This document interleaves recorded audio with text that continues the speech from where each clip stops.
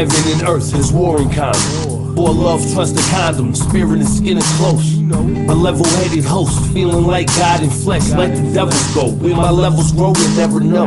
Chilling where the Lord's fraud. Sling around my neck, metal wasn't gold. In the war, brought medals home. No death is real, haven't seen it so. They see my goal, but before I blow, you won't see it so. Reap what we sow, speak what we know. Pay what I owe, keep what I don't, do what I want.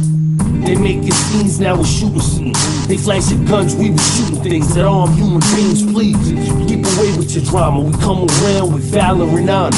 Ain't can turn this to a horror genre. Can't call the master or a monster. Ruin rapture, pleasure and worry, just a warrior.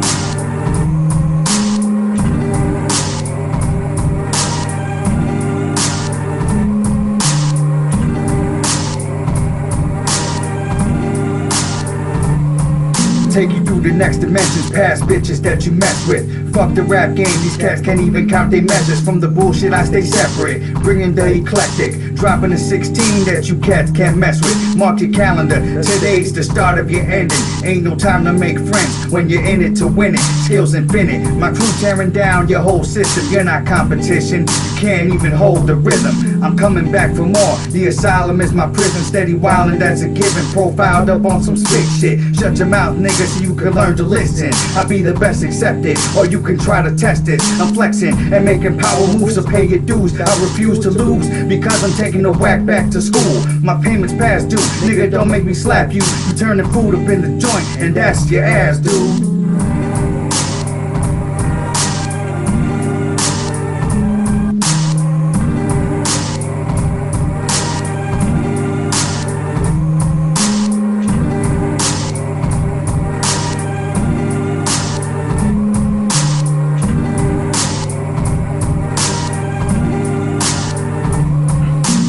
Darkness done came as the black mass cometh, invoking 144,000 coming to brandish a trigger to let go and run shit. All through the summer, death tolls will tally hundreds. I'm reckless, endangerment, wonder where the fun with. Grew up fast, dying young still, puffing blunts with alcoholic beverages to help achieve the numbness. The coke spots establishing the malice on an average. The free enterprise that gone wrong, business is savage. Immaculate, melting down the steel to the magnet. Everest capsizing and start avalanching. The rapture brought forth whenever a law transmits. Supreme mind detect those that qualify the stagnant. I keep resources right every transaction. Pack toast at a trading post when I grab shit. Standard of excellence can never be imagined.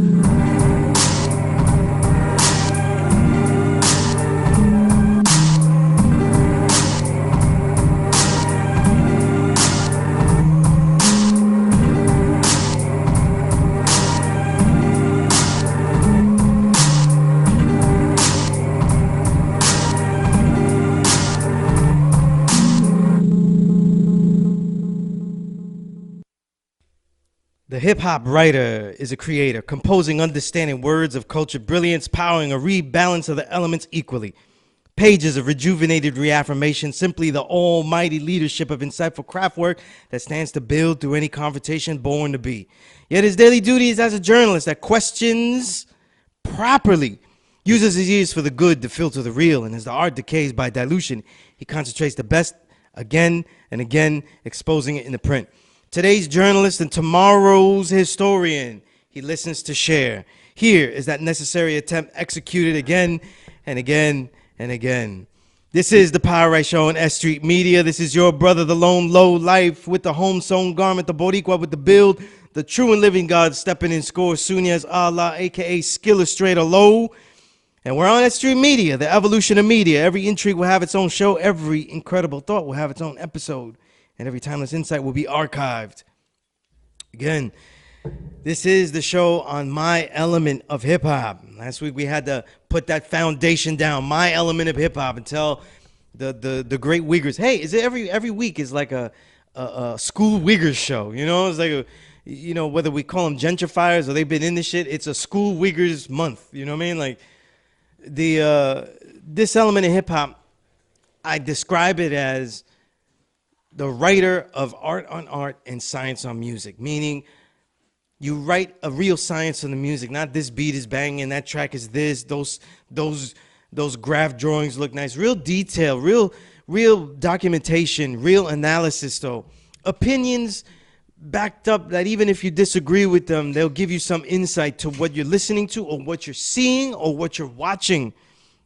And art on art, when we're writing about this stuff, we're working on being, I realized all the way back in 1995, early 95, that if we wrote about this and we weren't creative in how we wrote about it, then we'd just be covering it and we wouldn't be really part of hip hop. We'd just be covering it. So I started to write everything creative, started to put details, and it became something where I mix poetry and the prose and even highlight and extract the poetic prose to highlight it. And that's what this element is, you know? And to put that in there, I haven't, if you go to premierhiphop.com, I haven't really shared anything because I've been collecting these pieces. I've been writing a book that is nearly done, a quick ebook out there that's going to be released, and it's going to be called The Reel of 2018 Essays from the Invisible Renaissance. Invisible Renaissance is what I call this decade, you know, where there's such a great amount of music in this decade that is in its last year, but there's always there's a veil, the veil of whackness. And you know, we're going to talk about that veil of whackness and why that's so when we get to our media mutation segment, because I'm going to bring up two ideas that we need to put back into our heads or get them there in the first place so we can understand why anything that's good or bad in the music we don't always see and always don't hear. But yeah, look, this is a piece I wrote for the art. Let's start with the art and art segment since I'm always talking about that. This is a piece I wrote for Kool G Rap, you know.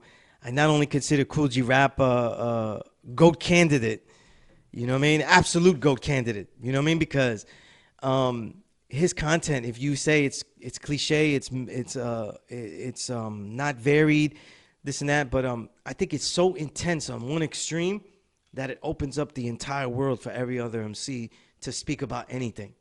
You know what I mean? To speak for art, to speak about all things. You need those people that break the barriers on both sides, positive and negative. I'm not saying good or bad. I'm saying positive and negative. So that's why my Mount Rushmore, I've got Rakim up here, I've got KRS-One here, topics, and then the greatest topic of all, knowledge of self, and then the fluctuating between them, all the techniques that pioneer this, the majority of them. But then on the side steps, I have the topics, and I always have, on the positive side, I have Chuck D, and then I always have Kool G Rap on this side. That's my Mount Rushmore, you know what I mean? And then I did it for all you religious motherfuckers, though. I did it like a cross, though. So instead, when you see somebody passing the church, though, and they go like this, I'm thinking like, yo, they salute my fucking Mount Rushmore of MCs and shit. You know, that's my Mount Rushmore. You know, I did a Rakim, KRS-One, G-Rap, Chuck. You know, that's what I'm thinking, you know, because it's my life. It's my world, you know what I mean? Nothing exists until I see it, though. but I wrote this piece, and I call it Coon Seed Trap, you know what I mean? It's like the opposite of Kool G Rap. So I called it Coon Seed Trap. So I said, what walls may I hang the wanted poster? Son, that trap there is at least a good 16 bars deep to climb out of. Random tremors of tinny punch bass fortify the corniest caves leading into hellish harems. Being in there, the more paper you talk, take, and toss, the more at loss for words they are. What walls may I hang? The trap goes farther and farther, and the hookah vapors make every party of 1,000 deeper. The works of a magic martyr, meaningless magnificence in the masses mutter. Timed by 15 in sets of sex tears, junkies are only the layman's term. You're really a trans cannibal. Consume ye of they, those, them, and thee, the murderers of your own condemnation, an endless cycle of glorifying grossness. So what walls may? They say that when the mumblers die in the trap, they hear their Don G, a lisp sound of abnormal fluidity, as if words were meant to be manufactured for oral flight. On a cool day, silhouettes of bloodied snowflakes wrapped in breaks crescendo the next victim in warning. That warring, in words, shows and deeds as MC is an art for the living. The living Don's return. Coon Seed Trap, killed by KGR. The headline, nothing else rhymes. Recline and perishment. So yeah, that was what I had written. I think it was the last Kool G Rap album, and you know, I always love Kool G Rap because when I started writing, the first place that I really started to write in was Vibe magazine, and I was writing on their web, and we were given reins to an underground site inside Vibe.com in 1996 called The Suicide, right? And like it was the sewer side, like the side of the sewer. It's like it's such a blatant DOS effects rip, but this is the vibe. It was bougie, so this is all they could think of. They were like 4 years to think of like a DOS effects pun. You know what I mean? It's 96 and they think of DOS effects language. Like how outdated was that? But that didn't last. So I ended up writing regularly for the Vibe.com, and I got to interview G-Rap. They want to interview him. This is when he was in Arizona before his 98 album, Roots of Evil. And it's not his best one, but the album he just came with was 4, 5, 6, and that's my favorite at G-Rap album. And it's not my favorite because he does everything on it. It's just that he does everything I like the most on it. The techniques, he's killing everything. It's just dope. And you know what's funny? For all this conscious shit, this knowledge stuff I got, the only verse I could rap without listening to the song is Take 'Em to War. I could do that whole verse. It's the only one. I'm just so overloaded with music. I can't do any other but G-Rap. Go figure. I can't do KRS-One, who's my hero. Guru, who's my hero as a kid. I can only do, I need the music to set it off for me. Even like Mass Appeal or shit like that. You know what I mean? All the RZA verses that blew me away. I can only do Take 'Em to War. That's it. That's the only thing I can karaoke here. Like no, no what the fuck. But when I interviewed G-Rap around 98, I had started to really interview people, but I was nervous though. This is like the first legend. I think that was like the first ultimate legend I ever got to interview. And these are the ones where if they don't go good, you may not continue writing, because you'd be like, I just don't know how to make a rapport with the artist. And it went great, man. It went great, you know what I mean? And he was real peace and stuff. And, that was one of the first times I got in trouble with a major magazine because when I wrote the piece, I wrote the interview, and I wrote exactly the way G-Rap talks. So, like, if you read it, you were like, yo, this is the way G-Rap talks. Not that sanitized way that you read things now. Like, I don't know who said that. You know what I mean? It sounds real, textured. And they were like, oh, it has too many curses. And I said, why are we writing pieces about G-Rap if there's problems with curses in the article? Like, so in my description of it and all, leading up to the Q&A, I had curses everywhere. I was like, it's G-Rap. This is the one where we could curse. We didn't interview, some corny, pseudo-conscious rapper, or anything like that, And I had a vision. I was gonna say somebody, but I don't want to diss them because I like them. But they was a good example of bougie. But yeah. So they sanitized it, and I never. It was on the web. So back then in '98, you had to print out stuff, and I lost it. So I can't really remember how they sanitized it, but it was whack. You know what I mean? I was like, damn, man, I had it perfect. Like the way he talked, I even wrote it where you could catch some of the lisp. You know what I mean? Like it was that good, but they fucked it up. But yo, we were talking off air about a beef I had recently, and put my producer on blast. So had the gall and the nerve to laugh. I feel like locking him up in a room and just playing my entire 5,000 plus song salsa collection on repeat. You know what I mean? Just open his eyes, like some Clockwork Orange, Clockwork Salsa, and just open his eyes and shit. But recently SNL had a in their last episode they had a skit called the Bodega Bathroom, and it was one of the most complex productions of a skit that they've done in a while. You know what I mean? They got a lot of funny skits. They got a lot of funny people. And I clicked it. I don't mind laughing about stuff that, that we did, and not everybody that makes jokes about things knows everything about something. But I think what people don't understand when we talk about representation in TV and in film, we get a lot of representation for so-called African Americans, but we get bad representation. You know what I mean? We get the sloppy shit. We get a truckload, an infinite amount of coon levels. We have coon talk shows, aka Steve Harvey. We have bullshit, a million bullshit romance movies. You know what I'm saying? Like, we have all types of shit that, like, you know, we have fucking Medea. You know what I mean? A lot of bullshit. So there's a lot of bullshit to pick from. You know, they have like corny cop movies you could pick, all that kind of shit. You know what I mean? But when you look for like brown brothers, like, you know, some Puerto Rican niggas, some Latin American niggas, and, you know, the people that have the biggest population of brown Mexicans, you get lousy shit. And you get almost nothing. You know what I'm saying? What was the show we was watching? We was fucking with. You know what I mean? The Motorcycle Gang. Mayans. It's why I like Mayans so much, because they don't have shows with us in them. And I was like, wow, that part of the culture, that angle, you know what I'm saying? They didn't make it didactic, you know, immigration, you know, and they didn't mention Trump 1,000 times and shit, you know what I mean? And by the way, since I was talking about like African American coonery, there's a good show, but again, it's not on TV. You gotta have that CBS All Access shit, and or just know which website to go on to watch that shit. The Good Fight. It's got Delroy Lindo and a whole bunch of other guys. You know what I mean? You know, brother that was in Clockers. Remember Clockers and shit? The doppelganger for LeBron James and shit. You know what I mean?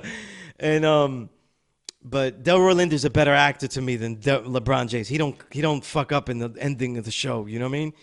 In the fourth quarter of the show, he don't fuck up. So, but when it talks about brown brothers, brown people, their reality, their history, nobody knows it. You know what I mean? And nowhere is that more exposed though, because if he goes, oh, you got Latin TV. Latin TV is not really something that ever related to us though. If you know any brothers in the hood that was Boricua, if you know Puerto Ricans, Dominicans, there's nothing on Univision that we was like, yo, that's my heart right there. That's me right there. You know, none of that shit. And ain't none of the Mexicans that came through to Sunset Park, though, looked like the ones on TV and shit. Not one of them. You know what I mean? Unless you're looking at the maid and shit. You know? But they had this bodega bathroom skit, and besides the mistakes of casting, right? Because they got a white guy running the bodega, which made no sense. But it does make sense, though, if you're thinking about what's going on here. They want to make fun of our people, but they don't want to use our people. And then they can't, you know what I'm saying? Because if they wanted to do Latinos, they would have picked one of the black actors to play a Latino, and they would have put him behind the counter. He'd have looked just like one of us in the thing. But then they used the host, I think it was John Mulaney, something like that. Motherfucker I don't find funny. Anyway.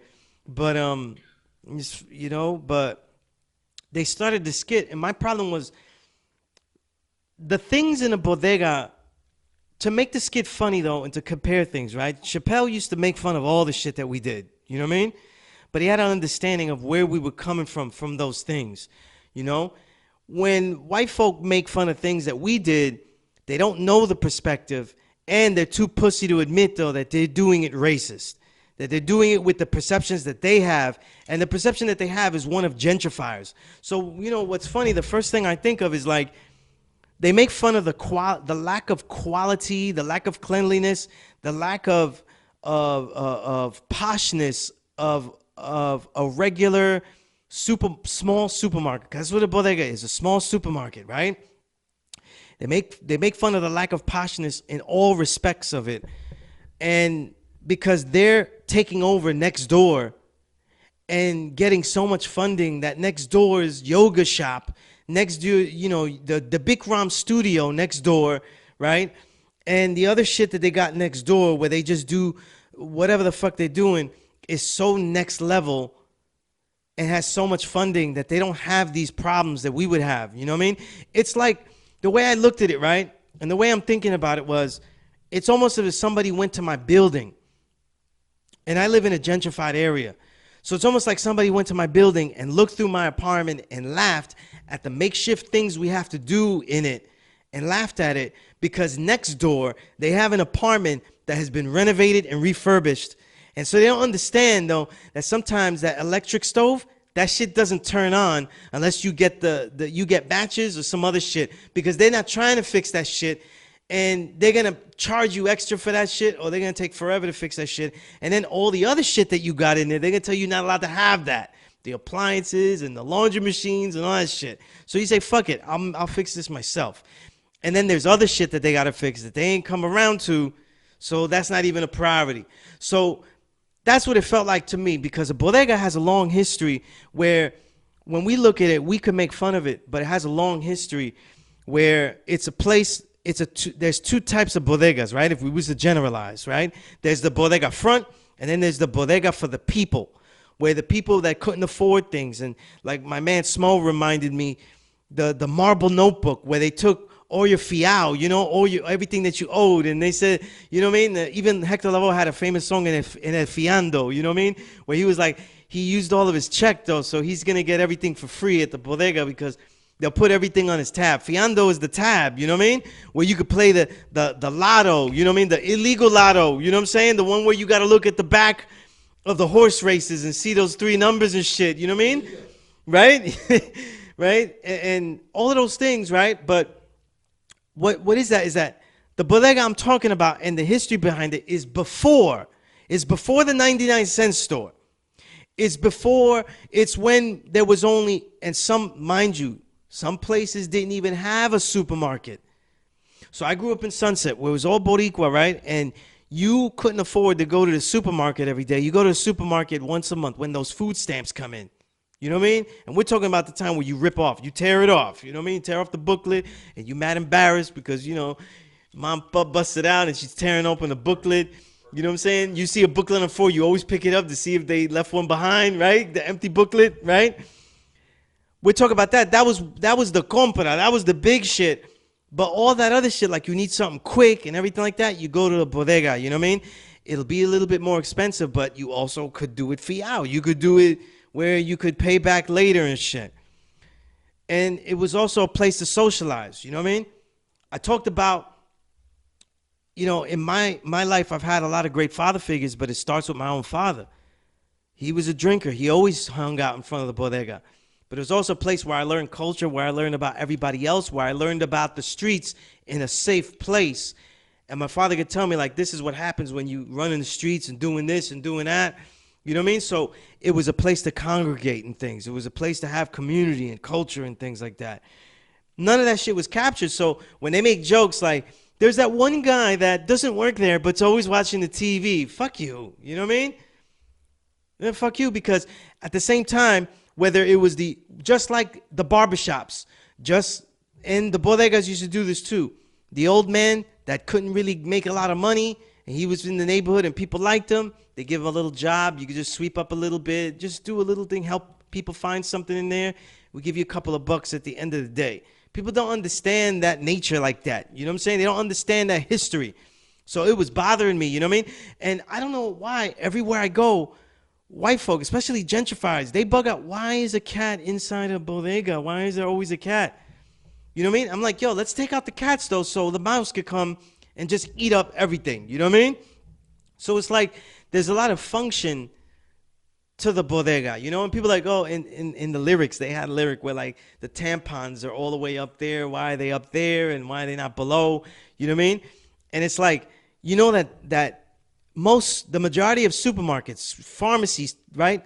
Every single aisle that you see is based on payment. You pay for the shelf space. So eye-level shelf space costs more than upper-level shelf space, and then, you know, and bottom shelf, you know? So everything has its own price. The bodega wasn't run by that. It was run by who's going to take what and who might steal something, you know what I mean? Who might take this and what's more of a priority that people won't take and shit like that. And there's no 99-cent store, so everything that you need, you're going to go get it there, you know what I'm saying? And that bathroom, just to explain that bathroom, right? First of all, the cliche of the fucked up bathroom comes from the other bodega, the front bodega. If you go to a good bodega, that bathroom's clean, and they didn't want you in there, and they really didn't like you in there. Because I remember when I was a kid, I stepped on some shit. My old earth had to go take us into the bodega and clean that shit up. She was tight at me. Bathroom was looking pretty good. It was nice in there. But if you go to the other ones where brothers just, drank smoke and it was really a front, they had like, the cereal boxes in the window had toys that don't exist anymore. Like they don't even, man, shit. I thought those ran out already and shit. They don't even offer that. It had like old shit in there. You know what I mean?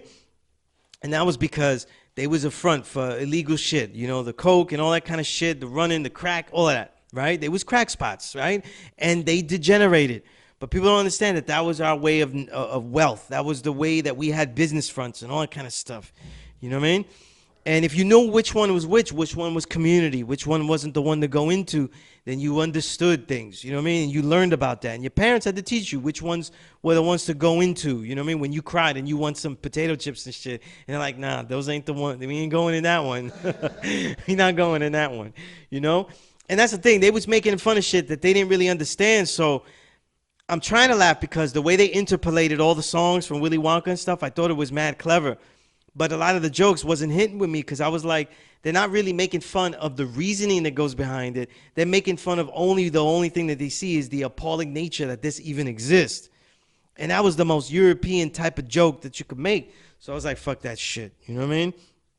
And I got de-rewarded because then I looked and it was like #1 trending on YouTube, and I looked through the comments and I was the only one that was like dissenting against it and shit. But it is what it is. You know what I mean?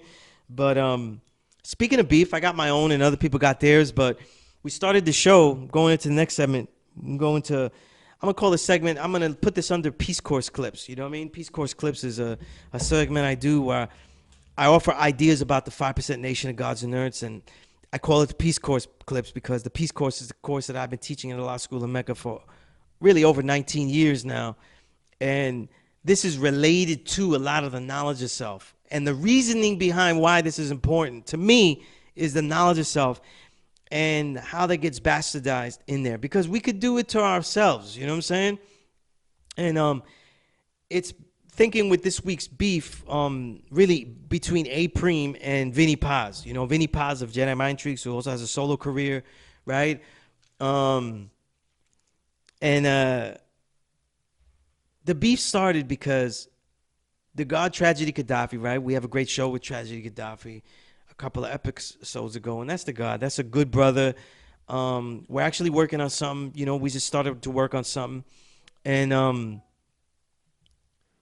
he's doing a joint album. He did a joint album, and is starting to promote it with Vinnie Paz, and he released a promo cover that just had their names, the title, and it had a mask on it, like a leather mask that flaps over on the nose, and it has a hatchet. You know what I'm saying?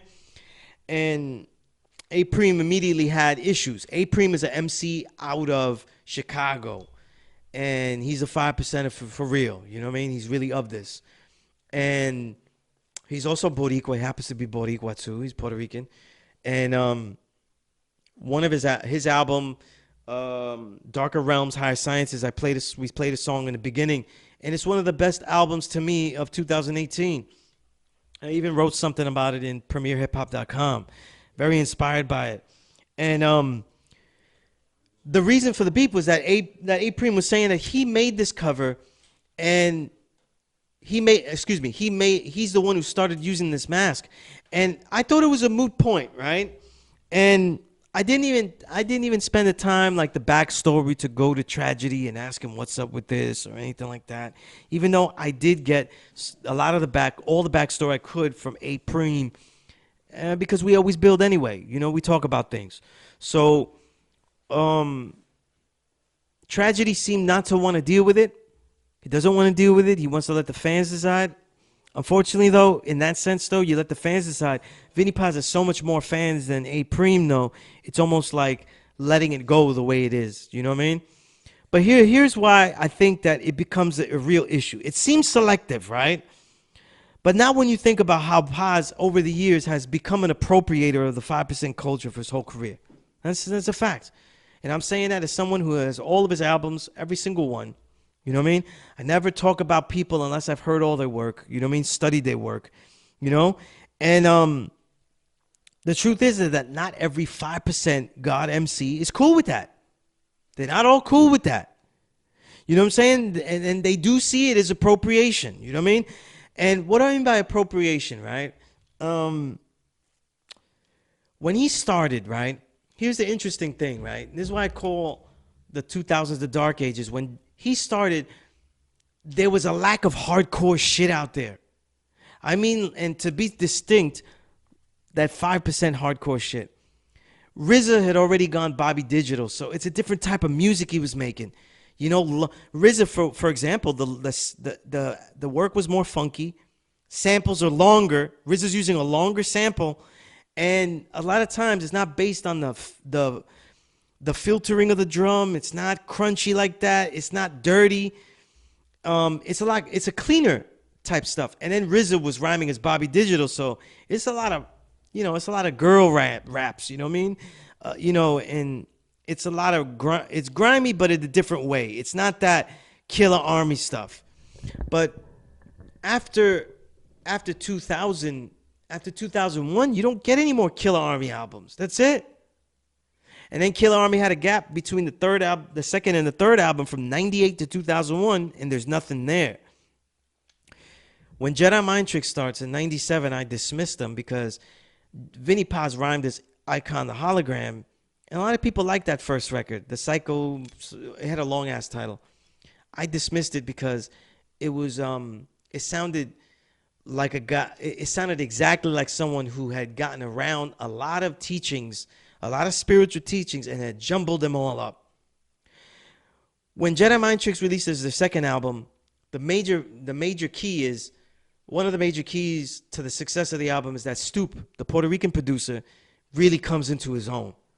To this day, those samples of old classical music, even the classical he was sampling was very rare. A lot of very rare crates that people aren't even using today, or like that. And it made that Violent by Design album a hit. I never bought it. It took me years. I saw that Just Allah, this brother named Just Allah, was in the group too. But he didn't rhyme that much. You know what I mean? And I didn't know if he was the God because he didn't really build that deep. You know what I'm saying?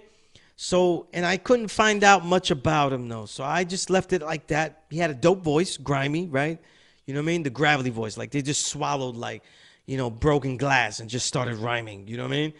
And, but it was mainly a Vinnie Paz show.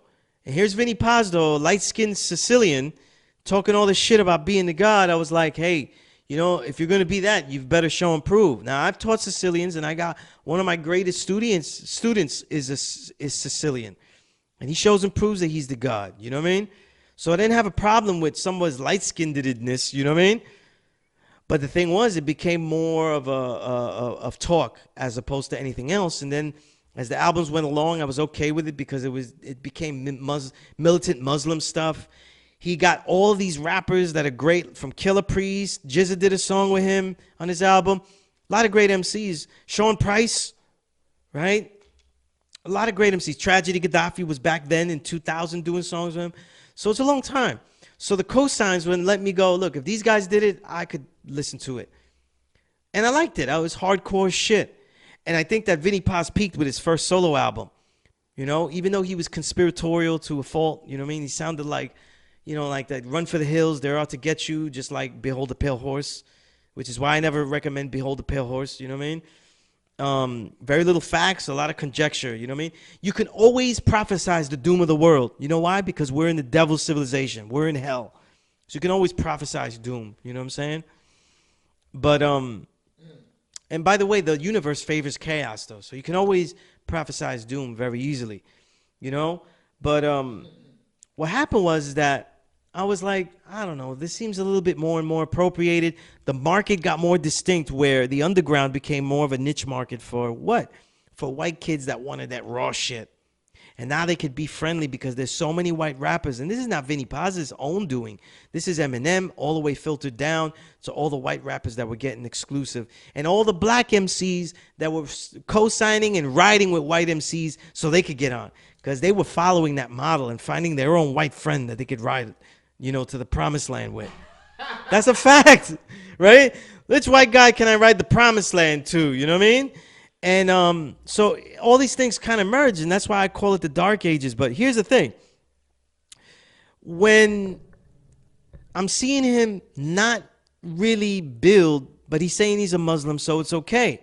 But then he does an album with Ill Bill, and it's all Dr. York stuff, but they're using a lot of dialect of us 5%ers. So I'm like, I remember getting online and I was like, hey man, Paz, like whatever music you make, you gotta separate all that shit. And he tells me he knows the elders out there in Philly. And I said, oh, word? I'm not mentioning names because I knew they use it on a record later, but I know a lot of gods out there. So I'm like, he's telling me he was with the elders of the Nubian elders, and I'm like, they ain't no such thing, man. You know what I mean? Like, Nubian elders don't mean shit. These are guys that's reading York books and just spouting off whatever's in it, though. There's no leadership there, right? And they're not doing shit in the community. They just get other young kids to repeat dumb shit. You know what I mean? They produce no scholars. They don't know what archaeology is. They don't know anything about the stuff they're talking about. You know what I mean?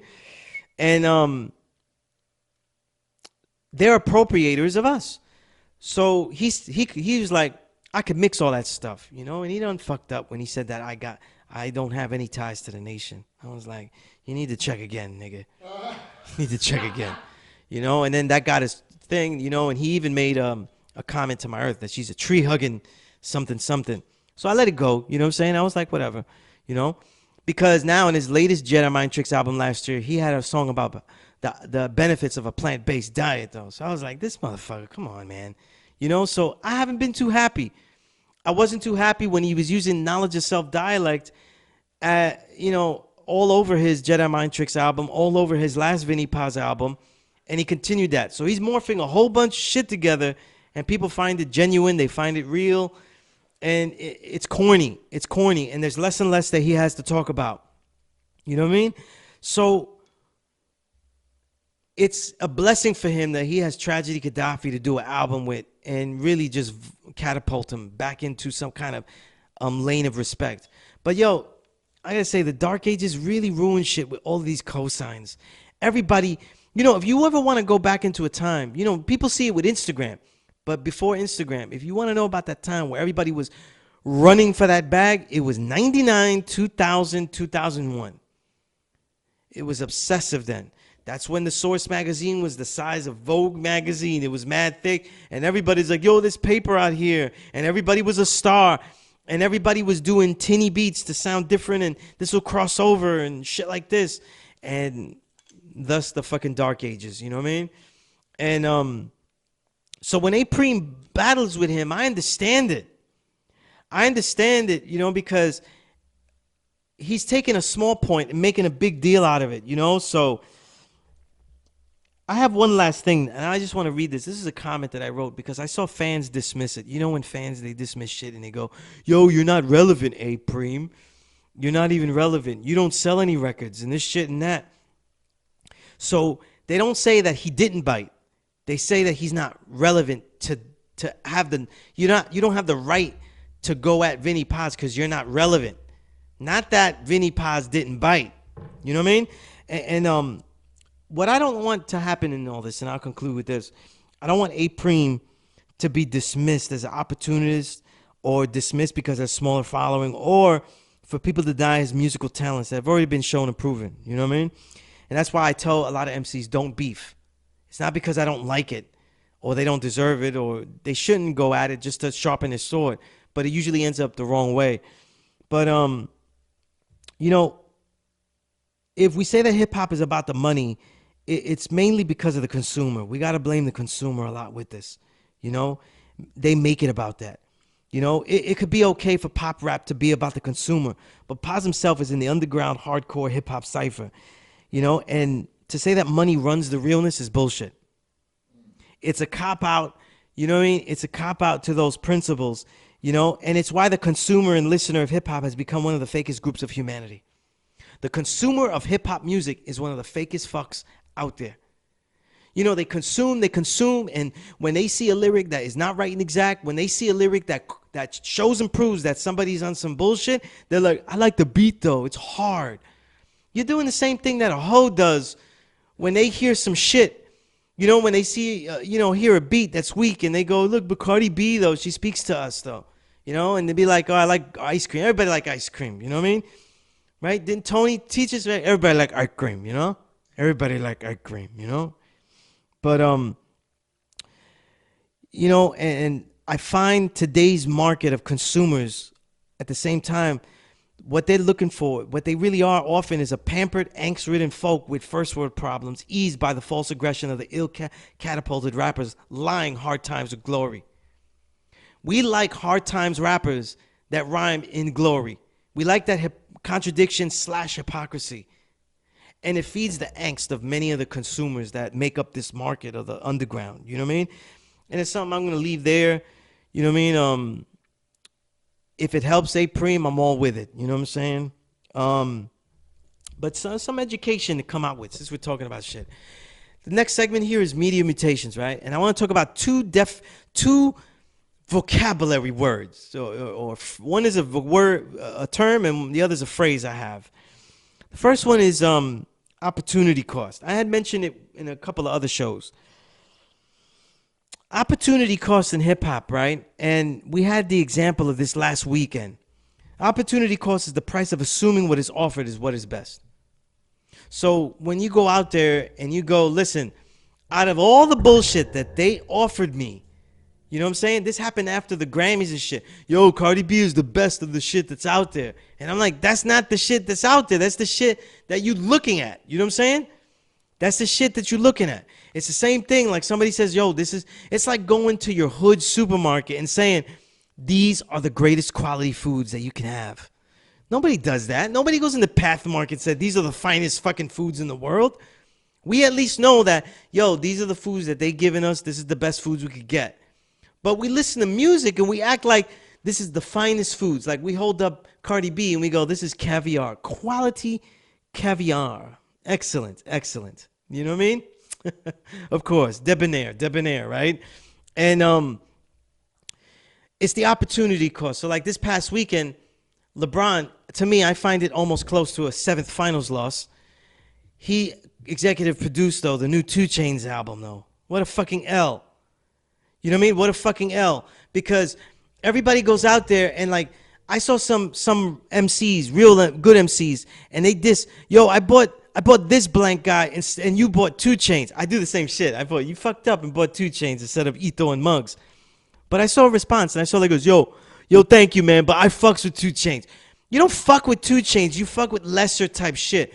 You know, like, in other words, you like to eat quality health food, but you also like to eat fucking McDonald's burger. I understand that, but make that distinction. You know, I listened to 2 Chainz album, and he has a song produced by Ninth Wonder, right? A lot of people like, yo, we're so desensitized. We don't know when a nigga can't rhyme. Like, the nigga doesn't know how to MC. Nice beat by Ninth Wonder, right? It's soul ridden. It has like a soul sample. If you listen to it close, 2 Chainz is talking on the beat. He's talking. And you know why he's talking? It's not because that's the way he raps. It's because he can't fucking MC. He doesn't have a flow, so he has to just read the fucking rhyme as it goes along. You know what I mean? Doesn't know how to rap. It's the same thing with Drake. He tried to rap on Primo, and he's off. You know, and we're like, yo, that's his style, though. That's his style. Like, yo, imagine me, like, I go into an NBA game, and I just stumble, and I make a shot. You're like, yo, that's the way Soonius plays, though. He just does it like that. No, you are fucking up in the game. You're scoring because everybody else is letting you fuck up. You know what I mean? Or you got lucky. You're chucking. And you listen throughout 2 Chainz album, though. It's a whole bunch of talking. It's talking and chants. There's not MCing. There's no flows. There's no techniques. There's nothing. It's a lot of talking. I get these bitches stalking. Yes. Ha.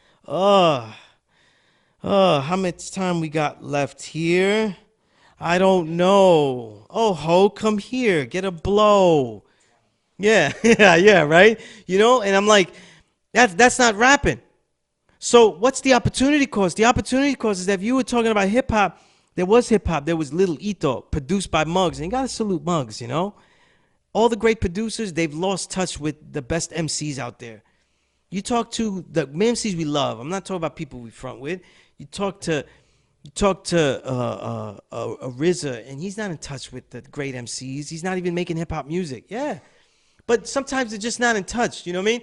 Nas is not in touch with the MCs in the street or nothing like that. The real best MCs. That's why he does a song. He goes, J. Cole let Nas down. That's in my MC NBA. J. Cole's 12 points per game. You know, my man Willie Ways, he made a little post. He said, drop a J. Cole bar. So I was like, oh, I'm gonna check this out. I read these bars. It was playtime. It's playtime. You know what I mean? Kid stuff. 12 points a game though. 12 points a game. And G League All-Stars, the G League. You know that shit that when MSG is not playing the Knicks and, you're not hoping the Knicks lose so they could get Zion, you know what I mean? And you're like, let me fuck with the G League. I want to watch basketball and not giving nothing. The college, then, they're giving, you know what I'm saying? And I'm like, when we look at all this, the opportunity cost is the quality of music that you forego because you think you have the whole palette around you. You buy 2 Chainz, you missed out on this shit. You know what I'm saying? And you go, no, I buy them all, kid. Well, you wasted some of your money because every time you listen to 2 Chainz, you could have listened to this album a 3rd or 4th time. So Lil Ito came out with an album with Muggs. It's stellar. My man Rome Streets, right? One of the great Medina MCs out now, killing it. Came out with an album produced by Future Wave. And mind you, I want to talk about that later, but that album, Head Crack, it's called Head Crack. That shit bangs. That shit is official. Rome Streets really can MC, you know what I mean? It's not just, it's not just typical crack bars. He's got some real detail in those lyrics, you know what I mean? But when I get to other albums, I'm going to talk to that. But that's what the opportunity cost to me, means in hip hop, for a listener. The other term though is a phrase that I like to think about what helped ruin hip hop, and it's the life of the sample. What do I mean by life of the sample? I was talking to some brothers though, the gods, peace to Quran, peace to God. His name is Peace. The god Sar was always talking. They're music fiends. They know their soul music. They know their jazz. I'm talking about Thelonious Monk, and I'm like, unless you're a producer, I don't know too many people that just as a casual listener, they fuck with like jazz, like they collect and they try to learn, because you can't fuck with jazz and just buy shit. You got to study it a little bit to know what you're going to get. You know what I mean? And as we go along, I'm going to have in my classic crates, I'm going to bring some jazz and we're going to talk about jazz, the ones you got to have, the ones that, take a little time to dig for, And we were talking about it, and I was just really enjoying it because it's usually producers that know their jazz music, you know what I mean? And when we talk about life of the sample, I was telling them that my whole knowledge of jazz started by following the samples. I started to collect jazz. I got addicted to Miles Davis. He's my man. I had about 30 Miles Davis albums before I had 5 of anybody else.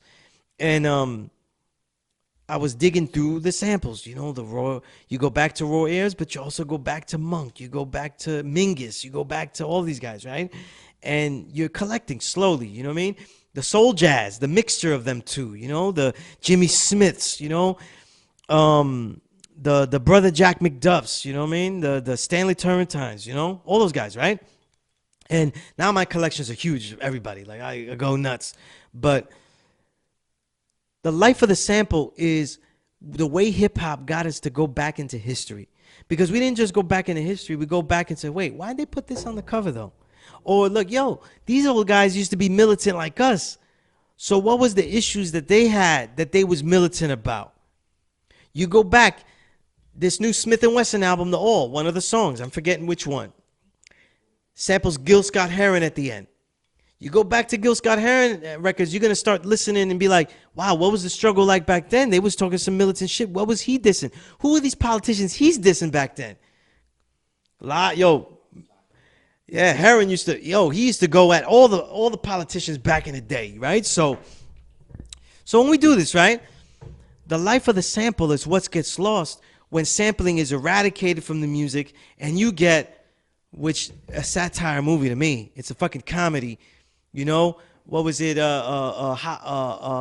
Hustle and Flow. They make a beat, whoop that trick. Niggas have no sense of melody and timing. They go, whoop that trick. Whoop that trick. Woo, we made a beat. Woo. Anthony Anderson is all like, woo. And I'm like, that shit is garbage. This shit sucks. You know what I mean? That's not a fucking beat. You gotta do something with that. You know what I mean? And then the disrespect of like guys used to have like a small reel. They're using a 8-track and they're using a small reel. They're looping something that's like 8 seconds, and Large Pro is learning and they're splicing shit. It's like a chemistry experiment. They're splicing, cutting, right? You know what I'm saying? And then they got niggas just hitting that shit and going, whoop that trick, whoop that trick. You know, so the degradation means that they also don't know. Like when you watch Hustle and Flow, right? They don't know the history of the actual sample. And it's so sad because the place that they made their music from in the South has such a rich legacy of music. You know what I mean? The Memphis Soul, you know what I'm saying? All the Detroit, all of these places that made such trash fucking music. They have such a rich legacy of soul. You know what I mean? I'd say 2000s, those dark ages, the South, the New Orleans came up with the worst fucking raps ever known to man. The most shittiest songs. You know what I mean? And look at the legacy and richness of music that they come from because they weren't sampling. They weren't sampling. You know what I'm saying? So they weren't sampling Louis Armstrong. They weren't sampling all that funk. You know how many breaks? When you follow the funk in New Orleans, you could bump into break beats. From live bands that are killing it, you could bump into the funk. You bump into the funk. And you could have made a roots band out of New Orleans. You know what I'm saying? And but without the life of the sample, with it taken away, you lose the history because we don't have a culture in America that had us blatantly making money off of it that includes a study of the past. And that's what hip-hop did that was different. Very different, very different. Because once you take away instruments from people, that's the first way you get rid of their past. Because there's no tradition, you know what I'm saying? So like early salsa, the first urban genre of New York City, those guys didn't know how to play. They didn't have the old school guys, and they were making fun of them. People like Tito Puente and all that, they used to make fun of the salsa musicians. You know what I mean? They made fun of Willie Colon and all that. And when they called it salsa, which is like a mixture of genres and things, they would make fun of them. But they didn't really know how to play. The shit was wild. They had to learn as they go along. You ever hear those? If you hear those early Fania records, they sound mad sloppy. Mad sloppy. And if you ever put conga, bongo, timbale, maraca, all that, and then have 3 trombones playing in a club that's mad tiny, that shit will break your ears if you don't do it right. That shit is like, and everything is going. And then that's why Lavo was such a big deal, because his voice was tough enough to pierce through all that. You know what I mean? And when they got better, they got better. But a lot of bands were like that. I'm going to give you a crate next week. You know what I mean? Since we're on our Brooklyn shit. But that's what I mean by life of the sample. And the hip hop that is sampling is the shit that's going to get back onto it. It's the stuff that is going to get back into the core. And here's the thing, because making music got expensive. You had to have the computer equipment. You had to have that. By the mid-90s, I'm talking about 94, 95, it was unaffordable for the average brother to make music. And every single incredible studio of a black or brown brothers that were making music was all illegally funded. That's a fucking fact. That's a fucking fact. The dopest studios were illegally funded, or they were funded by their white mama and papa. The first dope studio where I saw Pro Tools, I saw SP12s, I saw MPCs, I saw piano keyboards, was a white kid. And mind you, he was making some dope beats though. You know what I mean? If you dig in your crates and find J-Biz Parallax. That's a crate though. That's a crate. You know, dig for that. That brother, he was working on his own. He was making his own money, but he also came from a lot better life than I was coming from. And he had a whole hookup. But he liked that real hip hop, and he quit hip hop in '95. He said it was getting fake. That's a white kid. Motherfucker quit hip hop in '95. Always bugged me out, you know. So I always appreciated that. You know what I mean? And the thing about it was, we can't afford that. You know, in '95, if you said, "Look, I want to be I just want to be a DJ," you know You know what I'm saying? Like have my own collection and make beats for fun. You gotta buy a drum machine. You gotta buy at least one turntable. Shit, you know that the turntables then were like $600 already. 600, and then you get it. You gotta get a mixer. You gotta get an amplifier. You gotta get a nice speaker because you blow everything out. So that, you know how much that cost? The cheapest mixer, I know because I had it though. DJ Jazzy Jeff mixer, basic mixer, that cost me like $200. Because I did all the elements. I did them all fucked up. I was a fucking toy. I was a fucking shitty DJ. I was an MC who didn't really care for MCing. You know what I'm saying? I didn't really put the care in it. I didn't like performing. You know what I mean? Right? So I tried all the elements. You know what I'm saying? And by far the most expensive was making the music. I was like, yo, I can't finish buying all this shit. And I don't sell drugs. I'm not gonna be like, yo, yeah, I did all this his life righteously. I kept away from the street. I didn't want to do unrighteous things. My parents taught me. And then I'm gonna do it so I can make some fucking beats. Come on, man. That's fucking, I felt that was fake. You know what I mean? So I just let that go, you know what I mean? And then unless you get the hookup, you got to buy your own vinyl. And you ain't buying one, you got to buy two. You got to buy two. And if you're a producer, you got to dig in the crates. Oh, man, that's more. And that's a lot of time-consuming shit too, man. Tell me you didn't, though, because I was digging in the crates just for records I wanted to listen to. You come back, though, and you're like, yo, I feel a little sick, man. I feel a little sick. You know what I mean? Because them shits was dirty and grimy and shit. You know what I mean? I don't smoke, and I'd leave these record stores and I'd be like, you know what I mean? So imagine other shit. You know what I mean? But yo, let's talk a little bit about music and end this show here. You know, I gotta say, the best three. If I had to say 3 records, third month, 3 records to get, you gotta get Holly Ali and Kayo Itachi's Black Ninjutsu. You gotta get Little Ito and DJ Muggs, Hell's Roof. You gotta get Rome Streets and Future Wave, Head Crack. Those are the 3 albums. I talked about Holly Ali. We got shows on him. You go back to episode 35. I'm gonna write a piece on him. He's just a favorite of mine right now. You know what I mean? And there's a lot of good work out here. You know what I mean? But Little Ito, now it's Ito, just Ito by itself, ETO. That brother has such a refined cadence. You could tell when an MC has been working on this for years and years and years. And when you go in his, you know, you look up Little Ito, you look up Ito, you see a history of work throughout the 2000s that's just really, really tough. You know, like cadence though, the details. He got this song called Addicts, like addicts in a house, but it's really about junkies. And he's giving you like the life of different junkies and the way different junkies did different nuances. It's so detailed. The detail that he put into this album and the cadences is just crazy. And Muggs, a very understated record. It's not like the one he did with Rock Marcy. It's not like the one that he did with Mayhem Lauren that bangs immediately. This one is a more refined, like very smooth textures. You know what I mean? Like it takes you a while to see what Muggs was giving him. But it's a listening record. It's an ideal listening record. Very, very tough. And I just given it like 2 or 3 listens.